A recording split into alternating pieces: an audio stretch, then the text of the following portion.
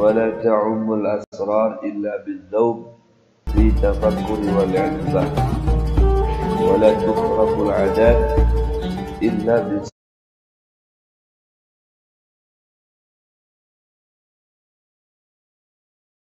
بإقلاع عن الشهوات والدنيات من الصفات إلى آخر ما قاله في كتابه العكيم.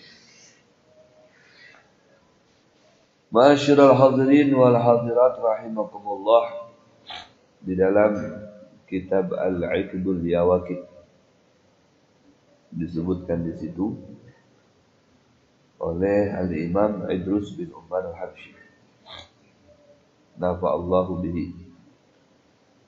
Beliau menyatakan la tatawala al-awtab illa bittisab bima kana alaihi al-aslam. Tidak ada kelembutan dimiliki oleh seseorang. Kelembutan dalam kata-kata, kelembutan dalam perilaku, dalam perbuatan, illa bittisaf bima kana alaihi al-aslam, kecuali dengan berusaha mengambil sifat-sifat kelembutan itu daripada orang-orang terdahulu yang mempunyai sifat kelembutan. Ulama-ulama terdahulu, para salafun saleh, orang-orang baik terdahulu, mereka yang mempunyai sifat lembut dengan anak-anak, mempunyai sifat lembut dengan sesama, dengan siapa saja. Dan sekarang di masa kita, sifat-sifat yang diperlukan itu tidaklah muncul dengan sendirinya pada diri kita, melainkan harus berusaha mengkopi daripada sifat-sifat orang terdahulu. Ya. Bagaimana orang terdahulu sabarnya, gigihnya ketika mendidik anak, mendidik murid, bersahabat, bersahaja dengan siapa saja. Ya, selalu mengedepankan dengan kelembutan, sifat-sifat yang lembut, ramah, santun, ya, hilim, sabar. Ya, ini kita bisa untuk mengembangkan sifat-sifat tersebut, ya harus banyak menengok ke belakang, mengkopi daripada apa yang telah mereka para salafun salihun itu lakukan, kita lakukan. Itu yang pertama. Jadi mengkopi. Makanya kita ketika mengadakan peringatan haul, baik itu haul Syekh Abdul Qadir Jailani, haul daripada Syekh Samad Al-Badani, ataupun haul Abang Guru Sekumpul dan sebagainya, yang terpenting dari peringatan itu adalah mengkopi. Kemudian kita amalkan hasil kopian. Mengkopi dari semua yang kita ketahui dari perbuatannya mereka. Bagaimana mereka itu begitu ramah, santun ketika bergaul dengan siapapun. Ini kita mengkopi. Ya, mengkopi keramahannya, pakaiannya kayak apa, mengkopi pakaiannya, pandirannya dan kayak apa, mengkopi pandirannya. Apa yang kita ketahui, nilai-nilai baik daripada dirinya, kita kopi, transfer kepada diri kita, kemudian kita amalkan.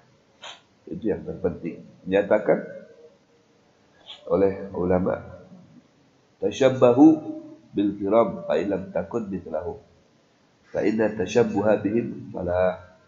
Tashabbahu artinya berusaha meniru, mencontoh, mengkopi mereka, orang-orang yang mulia. Orang-orang yang mulia, orang-orang yang mempunyai kedudukan, itu kita kopi. Kenapa mereka bisa seperti itu? Dari apa sumbernya? Oh, karena ini dari pandirannya lembut, ini dari perbuatannya, ini dari akhlaknya, ini dari kepribadiannya. Ya, ini kita kopi.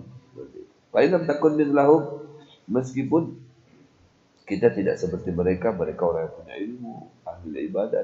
Kita hanya berusaha meniru mereka. Akan tetapi ketika kita meniru mereka orang baik tadi itu, fa'idhat tasyabuha bihim, alah, kita akan mendapatkan keberuntungannya. Beruntung kenapa? Beruntung karena kita mengumpati ya bubuhannya. Kita berpandir, pandiran kita gaya bubuhannya. Kita berpakaian, pakaian kita gaya bubuhannya. Kita berperilaku, perilaku kita gaya bubuhannya. Seperti itu, orang-orang yang soleh. Makanya penting. Ya, siapa orang yang selalu bersamaan dengan orang itu, al-jalis jadis katanya, pasti akan kecipratan. Kita kenal baik orang itu pasti ya sedikit banyak apa yang dilakukan oleh orang itu akan tertiru pada diri kita, atau kita meniru ya mereka seperti itu. Nah, kita dianjurkan untuk meniru dalam hal kebaikan. Ya. Salah satu contoh yang memang bisa kita terima, ya, orang itu kalau banyak bergaul dengan perempuan, gaya-gayanya gaya-gaya lebinian juga. Padahal dia bukan lebinian, tapi karena selalu bersamaan dengan lebinian, berjalan dengan lebinian, sampai ya kemana keluar ke tulak sana tulak sini sama dengan lebinian, bersamaan dengan lebinian. Akhirnya gaya-gaya ngomongnya itu gaya perempuan. Iya, kenapa? Karena dia banyak teman-temannya perempuan. Sampai gaya-gayanya satu gaya-gaya perempuan. Ya. Salon-salon perempuan, ya, yang bagian motong rambutnya laki-laki, tapi lama kelamaan karena yang dihadapinya itu perempuan, terus jadi gayanya itu gaya perempuan. Lenjong-lenjong. Kenapa ya? Karena yang dihadapi kesehari-hariannya itu dia tidak ada yang lain. Jadi gaya perempuan. Nah, kalau meniru yang baik kan alangkah baik, jauh lebih baik. Ya, meniru orang-orang yang baik, gaya duduknya kayak apa, ya, kita apa namanya meniru gaya pandirannya Abah Guru Sekumpul, gaya duduknya Abah Guru Sekumpul, gaya pakaiannya Abah Guru Sekumpul, ya, atau gaya pandirannya Syekh Yusuf Al-Bugisi, gaya berjalannya, gaya apa namanya perilakunya, ya, ditransfer untuk diamalkan. Wala taluhul anwar illa bidawamil azkar, maka tidak ada nampak sinar cahaya pada diri kita illa bidawamil azkar, melainkan dengan terus-menerus berzikir secara istiqamah. Nah, kalau kita tadi untuk mengubah karakter kita menjadi lebih baik, maka mengumpati karakter-karakter orang yang baik. Maka dengan berlahan kita akan ada perubahan pada diri kita menjadi berkarakter yang baik dan berakhlak yang baik. Begitu juga, ya, kita tidak bisa akan muncul sebuah cahaya pada diri kita, melainkan harus ada wiridan yang khusus yang kita baca. Ya, ketika dibaca secara khusus dan istiqomah, dan situ ada tabdula kasir, akan nampak pada diri kamu rahasianya. Ya, cahayanya akan terlihat. Man shalla bil lail hasuna wajhu bin nahar. Orang biasa melakukan sholat pada malam hari akan nampak cahaya di wajahnya. Nah, kenapa? Ini efek daripada ibadahnya dia pada malam hari yang istiqomah, sehingga terlihatlah dari wajahnya pada siang harinya. Masya Allah, ini wajahnya lain ya, cahaya dari jauh sudah terlihat benar, seperti apa namanya rembulan berjalan di wajahnya. Masya Allah. Kenapa? Karena ini efek daripada atau pengaruh daripada ibadahnya dia setiap malam. Orang itu kan tujuh bersolawat setiap hari 1000 kali. Solawat terus. Maka akan terlihat cahaya solawat itu dari wajahnya. Cahaya orang ini maksudnya ahli zikir. Pasti dia ahli zikir. Kenapa? Kelihatan dari wajahnya. Cahaya wajahnya. Jadi cahaya hatinya tadi itu karena dipenuhi dengan berzikir kepada Allah, itu akan mempengaruhi wajah. Seperti mana orang dipenuhi dengan kekotoran, kegelapan dalam hatinya dengan maksiat dia, maka akan nampak dari wajahnya juga. Iya. Kalau hatinya dipenuhi dengan minuman keras, ya, dengan narkoba dan sebagainya, itu akan nampak dari wajahnya sebagai pengaruhnya. Ya, tapi kalau dipenuhi dengan ibadah, dengan sholat, dengan berzikir, dengan bersolawat, itu juga akan terlihat dari wajahnya bercahaya. Ya, tergantung isinya. Kalau isinya cahaya, yang terlihat cahaya. Kalau isinya kegelapan, kotoran, yang terlihat ya juga kotoran. Iya, gelap tidak terlihat. Nah, artinya tidak indah dipandang. Ya, suram mukanya itu. Kalau dimakan kaca itu, kacanya kotor. Kita bercermin di situ pun jadi nggak baik muka kita. Kenapa? Pengaruh daripada kaca yang kotor. Kalau hendak wajah kita bagus, bersih, maka kacanya bersihkan. Cerminnya dibersihkan, maka akan nampak ya wajah kita menjadi bersih. Kenapa cerminnya bersih? Tapi kalau cerminnya kotor, gimana mau nampak wajah kita baik? Ya, kelihatannya, wah kenapa mukaku jadi kotor begini? Padahal bukan mukanya yang kotor, cerminnya yang kotor. Mukaku kenapa jadi banyak titik-titik hitamnya? Bukan mukanya yang titik-titik hitamnya banyak, tapi kacanya yang titik-titik hitamnya banyak. Ya, jadi coba kalau kacanya dibersihkan, gelap sampai mengkilat, ya, maka akan melihat wajah kita kinclong. Lain deh wajahku, kinclong, bersih, putih, bersinar. Oh, kacanya yang bersih. Jadi hati ini perumpamaan. Kalau hati kita baik, bercahaya, terlihat dari wajah kita bercahaya. Kalau hati kita kotor, terlihat dari wajah kita pun suram, buram, karuh, dan baju. Untuk bisa mendapatkan cahaya itu nampak pada diri kita, bidawabil azkar, biasakan zikir. Ya, sholawat, terutama itu luar biasa. Sholat tengah malam, sholat sunnah, ya, sholat sunnah tahajud, sholat sunnah hajat, sholat sunnah taubat, sholat sunnah mutlak. Sholat sunnah mutlak itu tidak ada batasan lagi. Sholat aja terus malam. Ya minimal 2 rakaat. Kalau dia istiqomah akan nampak cahaya di wajahnya. Khairul a'mal kata Rasulullah, khairul a'mal adwabuha wa idqallah. Sebaik-baiknya perbuatan itu adalah istiqomah wa idqallah, meskipun sedikit. Baca 1000 sekali sholawat, tapi istiqomah tiap hari, akan nampak cahaya, akan nampak sinarnya, akan nampak pengaruhnya terlihat di wajahnya. Kalau dia istiqomah, tapi kalau cuma baca 10.000 sekali aja dalam 1 tahun, nggak nampak. Tapi kalau dia setiap hari nggak banyak, cuma 1000 aja, tapi terbiasa tiap hari dibaca terus, itu akan bersinar hatinya sehingga memberikan pengaruh dengan wajah. Wala ta'ummul asrar illa bidzawb fi tafakkur wal i'tibar. Dan sirnya Allah Subhanahu wa taala pada diri kita itu tidaklah merata, melainkan bidzawbi fi tafakkur, mendalami tafakkur, renungan ya tentang kebesaran Allah Subhanahu wa taala. Dan ketika kita banyak merenung, ya memikirkan, merenungkan tentang kebesaran Allah Subhanahu wa taala. Kita masih di bulan Rajab ini mungkin terakhir. Jadi hari terakhir hari Senin sudah tanggal 1 Sya'ban.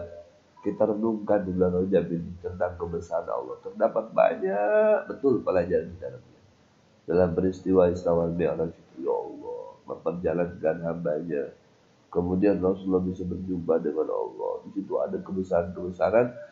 Rasulullah bisa melihat surga, bisa melihat neraka. Ya, Rasulullah bisa melihat kelompok-kelompok manusia. Iya, ada yang disiksa, ada yang senang, bahagia mereka di sana. Ada yang menjerit, ada yang macam-macam. Iya, macam-macam terlihat. Itu kebesaran Allah Subhanahu wa taala diperlihatkan kepada Nabi Muhammad SAW. Kita banyak renungkan juga kebesaran Allah yang ada pada diri kita. Allah, kita bisa berbicara, kita bisa bernapas, kita bisa melihat, kita bisa bergerak. Dari mana ini sumbernya kalau bukan dari Allah Subhanahu wa taala? Dari situ akan merata ya, sirnya didapati oleh orang tersebut. Ya. Wal i'tibar, banyak ngambil pelajaran dari sebuah pertemuan, semua yang didapati dalam hidupnya, dan jadikan pelajaran. Kita berjumpa dengan orang yang maksiat, jangan dihakimi dia masuk neraka, jangan, tapi dijadikan pelajaran buat kita. Begitu, ya, tiba. Kita berjumpa dengan orang alim, ya, kita ambil pelajaran dengan orang alim. Kita berjumpa dengan siapa saja, dengan binatang sekalipun. Aku tadi ada melihat burung beo. Burung itu luar biasa, Dia kawa berucap salam, assalamualaikum, assalamualaikum. Aduh, hebat benar tuh burung. Dijadikan pelajaran loh. Burung ini bisa mengucap salam, aku nih kok kali benar mengucap salam dengan sesama. Nah, ini jadi sadar kita. Ya, melihat semut, setiap ketemu satu sama lainnya saling berpelukan. Luar biasa, semut ini tidak punya ilmu, tidak punya akal, tapi setiap berdapat dengan kekawalannya saling berpelukan. Aku ini malah saling celeng-menceleng satu sama lain. Ada apa ini? Aduh. Ya, kalah dengan semut. Semut ketemu dengan orang berpelukan, beranggapan. Kita malah berjauhan. Nah, bukankah kita lebih afdal daripada dia? Kita nyatakan begitu. Karena kita punya ilmu, kita punya akal. Mereka tidak punya ilmu, tidak punya akal. Kok bisa berbuat baik, saling beranggapan setiap ketemu? Aku ini bukannya beranggapan lagi, malah berjauhan, malah bermusuhan. Alhamdulillah bisa dijadikan pelajaran. Nah, itu akan nampak. Wala tukhraqul adat illa bisawabiqil himam ila ta'at. Maka tidak ada tukhraqul adat, keluar daripada kebiasaan nampak pada diri kita, illa bisawabiqil himam, kecuali dengan terus mendahulukan kesemangatan kita dalam melaksanakan ketaatan kepada Allah. Jadi kalau kita semangat ibadah, juang dakwah, juang ibadahnya kita semangat, di situ akan terjadi pada diri kita itu khariqul adat. Khariqul adat itu ya keluar daripada kebiasaan kita. Artinya di situ ada sesuatu pada diri kita. Oh ya, khariqul adat. Karomah lah bahasa kita sekarang. Atau kalau karomah kan dengan para wali, ya ada maudah. Ada maudah. Nah, saking dia luar biasa ibadahnya kepada Allah, ya kan? Pas di saat kesusahan dan sebagainya, dia tengah berdoa begitu. Datang sekabar tuh, anjing, khariqul adat kan namanya di luar kemampuan rata-rata manusia, khariqul adat. Langsung turun satu kebat tuh, dolar lagi, aduh, masalah, biasa itu, khariqul adat. Itu banyak kelebihan yang didapati. Ya, orang garing cukup dicapai kayak ini aja.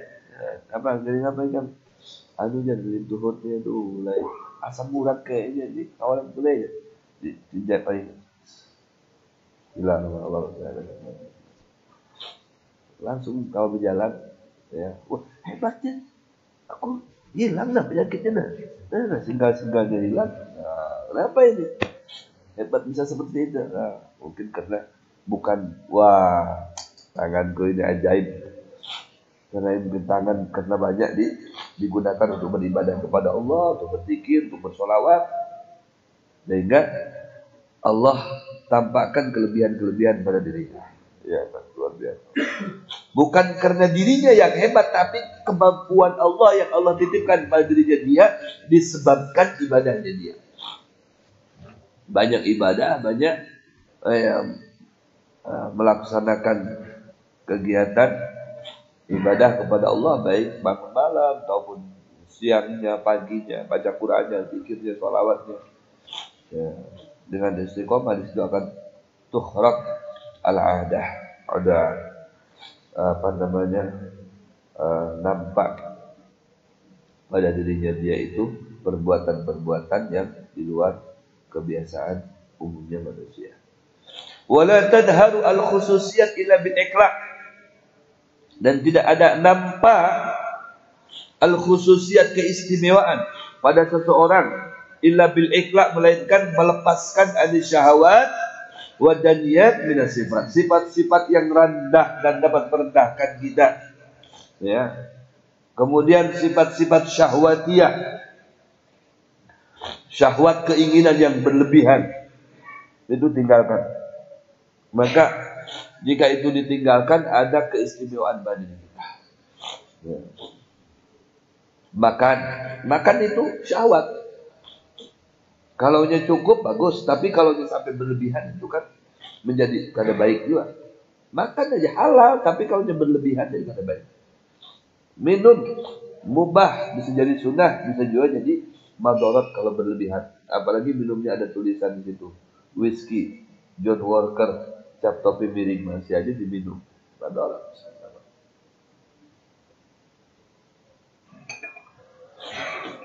Tinggalkan, lepaskan asyahwat.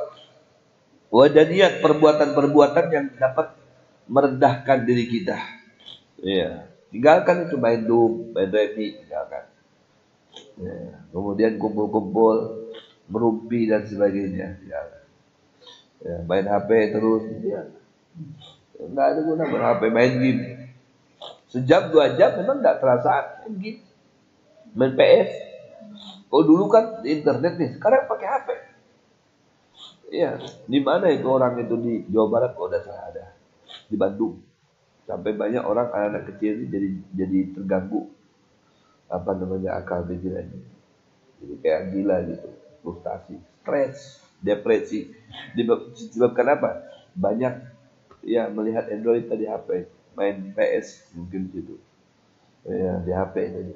Ya kalau ke internet tahuan mamahnya nanti dimarahinnya. Iya, padahal di internet bayar jam kali 2 jam. Ini HP berjam-jam dari pagi sampai siang, sambung lagi, ditunggu jadi beleng-beleng anaknya. Kenapa ya? Karena dikasih makan HP terus. Iya. Nah ini jadi dongo. Tahu dongo ini? Beleng-beleng. Jadi beleng-beleng. Karena nggak berkembang. Ya. Tinggalkan itu semuanya. Ketika ditinggalkan, ya seperlunya saja sebenarnya. Kayak sejenis media sosial atau Android, HP dan sebagainya. Karunia. Kalau kita menyikapinya dengan baik, itu karunia dari Allah. Bisa dipakai untuk beribadah. Ya, bisa dipakai untuk dakwah. Ya, di situ. Bisa untuk dipakai bersilaturahmi. Tapi bisa juga dipakai untuk maksiat. Nah tadi, kalau kita salah menggunakannya jadi maksiat. Ya, karena apa yang diminta dia akan siap memberi. Kita minta apa nih? Aku minta PS, datang PS. Aduh, macam-macam dah. Kalau kita gunakan itu untuk ibadah, ya, untuk alat silaturahmi, maka akan tersambung silaturahmi perantara itu. Jadi baik. Karena kita menggunakannya apa namanya efektif, akhirnya hasilnya begitu jadi madarat. Nah ketika kita meninggalkan hal-hal yang seperti itu, memang kita pegang HP tidak dosa, tapi bisa menyebabkan kita bisa berdosa. Maka akan yadhar al-khususiyah, keistimewaan kita akan nampak. Nah itu yang disebut dengan ilmu laduni. Ada satu cerita hikayat terakhir, satu cerita dalam kitab Darul Maurud, ya, dalam kitab Darul Maurud, di mana cerita ini dari Al Habib Al Imam Idrus bin Umar Al Habsyi, sama dengan yang di atas. Ya, yang di atas tadi juga nasihatnya Al Habib Umar bin Idrus Al Habsyi, nasihat beliau. Itu seorang ulama besar, Idrus bin Umar bin Idrus bin Umar Al Habsyi. Dan sekarang nasihat beliau cerita berupa cerita tentang masalah ilmu laduni. Ya. Kana yuhka anna ba'du akabir al-fuqaha lamma balaghahu sya'nu Sayyid At-Taifah Abdul Qasim Al-Junaid wa ma yubdih min ulum al-asrar. Diceritakan tentang ada sebahagian ulama besar, ya, ulama fikih. Artinya fikih. Ulama fikih berarti fikih orangnya betul-betul berilmu fikih. menguasai.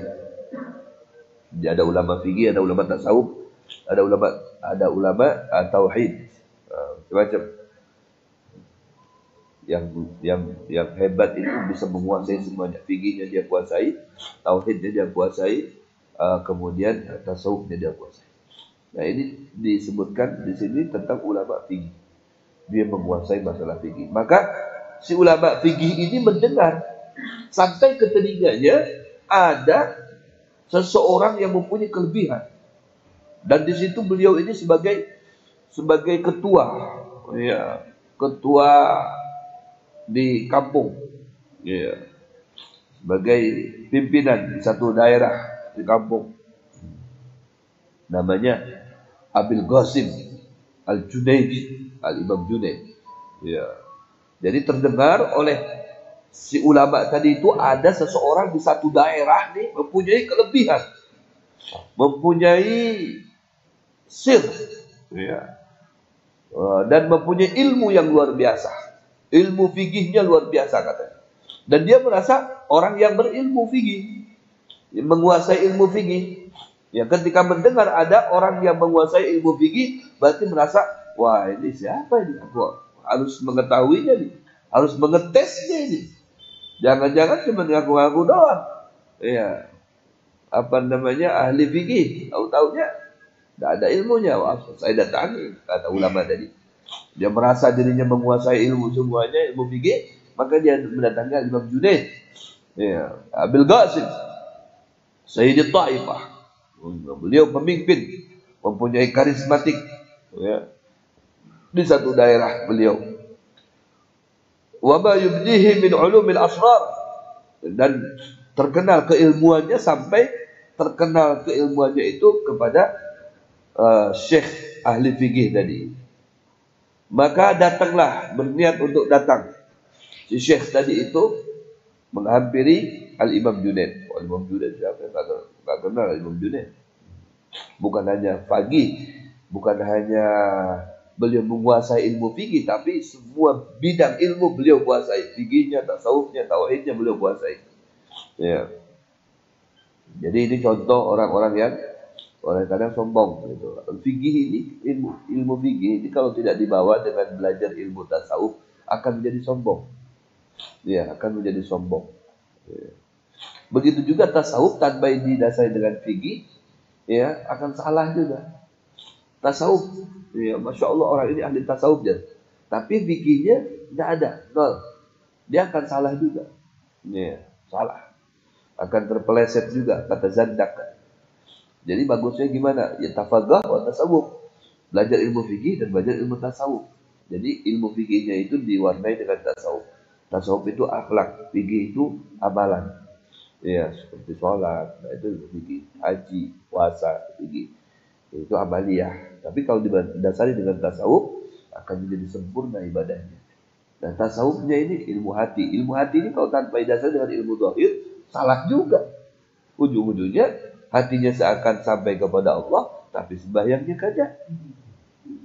Ya kan banyak seperti itu, ya kan? Karena merasa dirinya sudah sampai kepada Allah, padahal waduh dia ini salah. Man tasawwafa wa lam yatafaqqah fatazaddak katanya. Dia terpeleset dia. Iya, terjerungkup dia itu salah, dia jatuh tergugur. Padahal kenapa? Karena salah. Ya. Nauzubillah bisa jadi kafir jindik nanti. Ya. Kenapa? Dia merasa hatinya sudah mantap, bersih, jernih sampai kepada Allah. Tapi fikihnya tidak ada, amaliyahnya tidak ada. Suruh sembahyang, bukan levelku. Aku sembahyangnya di Mekah, biasa di sana. Sini, aduh, apalagi di mana Masjid As-Salam ada. Malah uyuh aja naik ke atas tangga lagi. Madinah aku biasa, subuh Madinah, nanti zuhur aku di Mekah. Masya Allah, orangnya guring. Di kamar orangnya guring, kayak apa? Jadi sembahyangnya menghayal.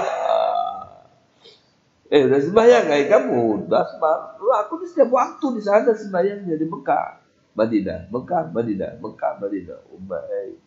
Orangnya ada makan bakso, dudukan, Ya, kayak apa tidak bisa dinyatakan ibadah seperti itu. Ya. Jadi memang harus berubah antara fikih dengan tasawuf supaya fikihnya, sholatnya itu lebih lembut, lebih khusyuk, ya, lebih baik, maka didasari dengan tasawuf. Ini Al-Imam Junaid terkenal dengan tasawufnya, dengan fikihnya, ilmu-ilmu beliau yang begitu nampak di tengah-tengah masyarakat sampai dengan si ulama tadi, dan sampai si ulama tadi yang ahli fikih mendatangi beliau liyamtahinahu, tapi datangnya bukan untuk silaturahmi, datang untuk mengetes. Nah, karena sombong orang kalau sudah menguasai ilmu fikih tanpa didasari dengan tasawuf jadi sombong. Iya. Jadi sombongnya itu pengennya ngetes saja. Iya, nanti bacaan sedikit aja sholat sini. Apa ikam sembahyang tadi itu? Fatihahnya itu. Salah itu. Ada wujud itu. Makanya belajar dulu ikam, jangan langsung jadi imam aja ikam. Apa itu Allahnya itu tadi? Wah, kurang pasek itu. Kada sah sembahyangnya umat. Oh iya. Oh ini apa ini? Rukunya begini nih. Kada baik ini. Wah, salah ini. Semuanya disalahin. Nah, ini. Sombong aja, nyalahin orang terus katujunya, mengoreksi orang terus katujunya. Iya, padahal ini keburukan yang padanya itu lebih parah daripada keburukan orang lain, kada tahu. Ya, didasari dengan apa namanya tasawuf. Fasa'alahu an mas'alatin fiqhiyah, sampailah kepada Al-Imam Junaid orang ulama tadi itu. Kemudian dia bertanya kepada Imam Junaid tentang permasalahan fikih. Iya, banyak fikih. Ya Imam, katanya kamu ini punya ilmu terkenal. Ya, semuanya orang tahu di keilmuan Anda. Saya pengen tahu. Apa ini permasalahan ini, coba pecahkan. Wah, tes. Ya, jangan ditiru kita. Nggak boleh ngetes. Aku tadi kayak Ibnu Sakok. Ketika datang kepada satu ulama, apalagi ulama, Masya Allah, ulama zahir, ulama batin. Datang dengan Syekh Abdul Qadir Jailani, ujung satu ulama besar. Ya, Syekh Abdul Qadir Jailani datang tujuannya untuk silaturahmi. Kemudian Ibnu Sakok tujuannya untuk mengetes kayak ini. Akhirnya sampai di rumah orang tersebut, di ulama itu, kata ulama yang ahli zahir wal batin, ya Abdul Qadir, kamu akan menjadi wali. Ya, karena ketawaduan kamu, karena keikhlasan kamu datang ke sini, maka kamu akan mendapatkan sir. Kamu akan menjadi wali, bahkan para aulia nanti akan tunduk di hadapan. Kalau ini kawalan ikam dan saya kong lagi, dia akan jadi Nasrani. Wah, ulama pada dia akan jadi Nasrani. Kenapa? Aku mencium dari bau hatinya itu ada bau kekufuran di situ. Karena sombongnya. Dia datang ke aku tuh bukan mau silaturahmi, mau ngetes aku itu. Dikasyafin. Ya, dikasyaf, diteropong, lihat langsung. Kaget orang tadi langsung buka. Ya, akhirnya betul-betul jadi sekuler. Ya, habis sudah sekuler akhirnya jadi masuk ke agama Nasrani. Sampai ketika di akhir hayatnya hafalan hadisnya hilang, hafalan Qurannya hilang. Kata muridnya, guru, ya masih ingatkah Al-Quran? Gak ada yang ingat lagi hadis, gak ada yang ingat lagi pulang. Pokoknya aku jadi bahlul, jadi bungul lagi nih. Ya, kecuali satu ayat aja masih nempel dalam akalku itu. Apa? Qul tamatta' bi kufrika qalila innaka min ashabin nar. Ya, katakan kamu ini senang-senang sesaat saja dengan kekufuran kamu, nantinya kamu akan menjadi ahli neraka. Itu bilang mati dalam keadaan curang. Gara-gara katanya ngetes orang itu buru-buru dites. Nah ini Imam Junaid dites. Oh, Imam Junaid bukan itu orang sembarangan. Begitu dites, fa'ajabahu anha ahsan jawabin. Masya Allah. Maka beliau menjawab pertanyaan orang tadi itu dengan jawaban yang memukau. Jawaban yang baik. Wa afadahu min ilmiha ilman lam yakun indal faqih. Bahkan beliau menyampaikan ilmu-ilmu fikihnya itu yang tidak dimiliki oleh si ulama faqih tadi. Wah, Masya Allah. Terkejut orang tadi. Ya, sampai fa'ajiba min dzalika. Ya, takajud si Syekh tadi. Wa qala a'id alayya ma qult. Kata Syekh tadi, ajib katanya. Ini mengherankan aku. Coba ulang lagi. Oh iya, diulang lagi jawaban tadi. Fa'adahu. alaihi bi ibaratin ukhra. Diulang lagi dengan bahasa lain lagi. Tas, dengan ilmu yang lain lagi. Tas, jawabannya tadi. Ya, tsumma qala a'idhu alayya sampai 3 kali. Kata orang tadi, syekh tadi, coba diulang lagi. Ini tadi yang pertama sudah mantap ini. Yang kedua tambah mantap ini. Coba diulang lagi. Fa'adahu bi ibaratin ghairil ula wa tsaniyah. Dengan ibarah, dengan jawaban yang bukan dari jawaban pertama, bukan dari jawaban yang kedua, lain lagi. Tapi menjawab satu pertanyaan dari syekh tadi itu dengan 3 jawaban yang berbeda-beda, tapi intinya untuk menjawab dengan penjawaban yang sama, dengan pertanyaan yang sama. Allah, ini menunjukkan keilmuannya Imam Junaid. Luar biasa seorang wali min awliyaillah. Falamma ra'al faqih annahu la taqata lahu bihifdzi kalamil Junaid. Ketika si orang faqih itu lemah dia, enggak ada kekuatan, enggak ada kemampuan untuk menghafal, untuk mengambil ibarah-ibarahnya, jawabannya tadi yang memukau tadi itu enggak bisa diambil, enggak bisa direkam. Ya, kemudian orang tadi itu, amlih kata alayya hatta aktuba. Coba diulang lagi sekarang, yang berikutnya akan aku catat. Didikte, coba didikte. Nanti saya akan catat. Faqala in kana ana alladhi ubdihi fa ana amli. Kalau memang itu dari aku, mungkin aku bisa mendikte kamu mencatatnya. Kalau dari aku, ya, asyara ila annahu fathun rabbaniyun la tahwi alaihi butunun nabat. Akan tetapi ini bukan dari aku, tapi dari Allah Subhanahu wa taala. Dari Allah. Ini fatah. Ya, keterbukaan Rabbani dari Allah Subhanahu wa taala diberikan kepada aku. Aku hanya menyampaikan saja kepada Allah. Tidak bisa sekarang untuk diulang lagi. Yang pertama, yang kedua, yang ketiga diulangi, tidak bisa. Ya, luar biasa.